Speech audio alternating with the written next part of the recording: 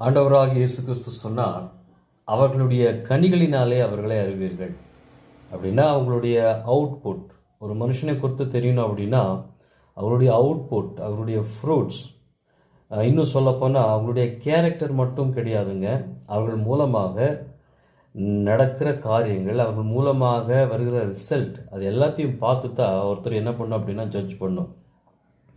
நான் நினைக்கிற தேவன் ஒருவரை மன்னிக்க ஆயத்தமாக இருந்தாலும் கூட குற்றவாளிகளாக இருக்கிற நீங்கள் மன்னிக்க நீங்கள் ஆயத்தம் இல்லை பாருங்கள். அப்போ அநேக நேரங்களில் தேவனை விட உங்களை நீதிமான்களாக பார்க்கிறீர்கள். தேவன் ஒருவரை மன்னிப்பது, தேவன் பார்க்கிற பாவம் எது, தேவன் மன்னிப்பது எது என்று அவருக்கு தெரியும். இப்போ நான் என்ன சொல்ல வரேன் அப்படின்னா, ஒரு மனுஷனை ஜட்ஜ் பண்ணுறதுக்கு முன்னாக அவருடைய கனிகள், ஃப்ரூட்ஸ் எப்படிப்பட்டது என்பதை பாருங்கள். அது அநேகருக்கு ஆசீர்வாதமாக இருக்கும் அப்படின்னா நிச்சயமாக தேவன் அவருடனே இருக்கிறார். அதை குறித்து எந்த டவுட்டும் இல்லை. பைபிள் நமக்கு அப்படி தான் போதிக்கிறது. அதனால் ரிசல்ட்டை பாருங்கள். ஒரு காரியத்தை மட்டும் பார்த்துட்டு நீங்கள் ஜட்ஜ் பண்ணாதீங்க. தேவன் அப்படிப்பட்ட இடத்துலேருந்தும் அவர்களை எடுத்துக்கொள்ள, மீட்டுக்கொள்ள, ரெஸ்டோர் பண்ண அவர் ஆயத்தமாக வல்லவராக இருக்கிறார். தேவனுடைய பெர்ஸ்பெக்டிவில் பார்த்து நம்ம பழக வேண்டியது அவசியமாக இருக்குது.